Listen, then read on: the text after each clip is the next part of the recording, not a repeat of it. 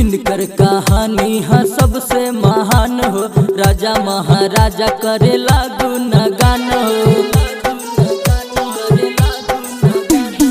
इनकर कहानी है सबसे महान हो, राजा महाराजा करे लागू नगान हो।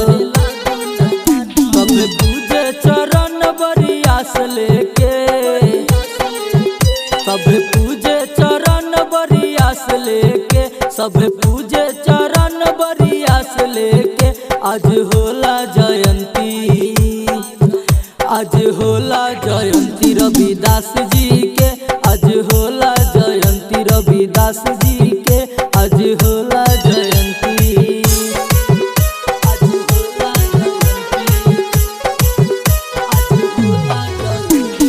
Music by Kanchan Raj, Hajipur Vaishali. निकलल जुलूस भीड़ भइल रहे भारी, हाथिया घोड़ा रहे गाड़ी के सवारी।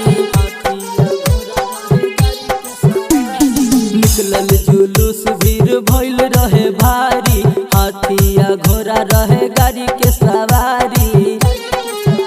सब नाचत गावत रहे हाथ धके, सब नाचत गावत रहे हाथ धके, सब नाचत गावत रहे हाथ धके। आज होला जयंती, आज होला जयंती रविदास जी के, आज होला